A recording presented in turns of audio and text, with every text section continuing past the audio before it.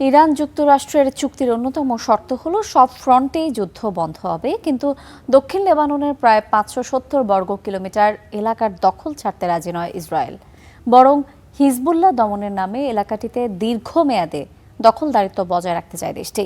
এদিকে যুদ্ধবিধ্বস্ত দক্ষিণ লেবাননে ফিরতে শুরু করেছেন বাস্তুচ্যুত মানুষ।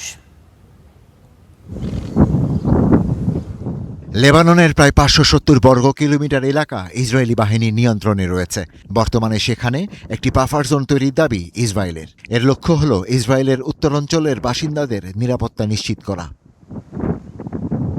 যুক্তরাষ্ট্র ইরান যুদ্ধবিরতি হলেও লেবাননের এই দখলকৃত অঞ্চল থেকে ইসরায়েল সেনা প্রত্যাহার করবে না বলে স্পষ্ট জানিয়েছে সরকার।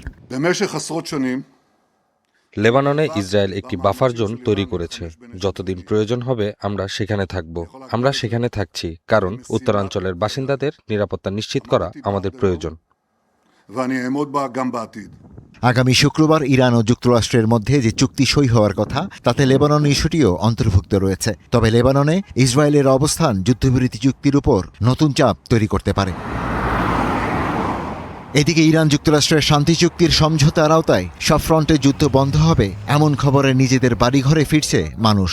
যদিও কিছু অঞ্চল আর বাসযোগ্য নয় বলে জানিয়েছেন দক্ষিণের মেয়র, তারপরও ইরান যুক্তরাষ্ট্রের চুক্তির আওতায় লেবাননেও যুদ্ধ বন্ধের আশায় আছেন সাধারণ মানুষ।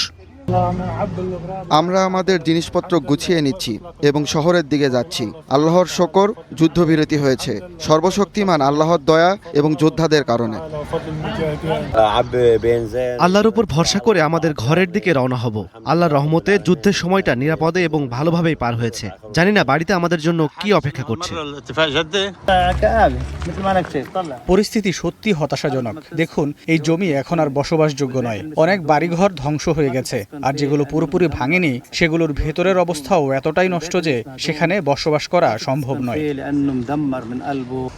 সংঘাতের সবচেয়ে ভয়াবহ প্রভাব পড়েছে লেবাননে। দেশটির তথ্য অনুযায়ী ইসরায়েলের সামরিক অভিযানে প্রায় ১২ লাখ মানুষ বাস্তুচ্যুত হয়েছেন। যদিও দাবি করা হয়েছে এই অভিযান মূলত ইরান সমর্থিত হিজবুল্লাহর বিরুদ্ধে পরিচালিত হয়। যুদ্ধে হিজবুল্লাহ বড় ধরনের ক্ষতির মুখে পড়লেও ইরান ও যুক্তরাষ্ট্রের মধ্যে হওয়া চুক্তি লেবাননে গোষ্ঠীটির প্রভাব আরও বাড়াতে পারে বলে মন্তব্য করেছেন এক বিশ্লেষক।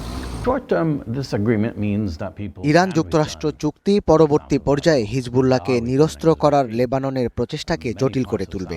দীর্ঘমেয়াদে এর ফলে হিজবুল্লাহ লেবানন রাষ্ট্রের উপর আরও বেশি প্রভাব বা প্রাধান্য বিস্তারের সুযোগ পাবে বলে মনে করা হচ্ছে। বিশ্লেষকদের মতে এই চুক্তি স্বল্পমেয়াদে কিছুটা স্থিতি আনলেও দীর্ঘমেয়াদে লেবাননের রাজনৈতিক ও নিরাপত্তা পরিস্থিতিকে আরও জটিল করে তুলতে পারে। Ishtiaq Hossain, star news.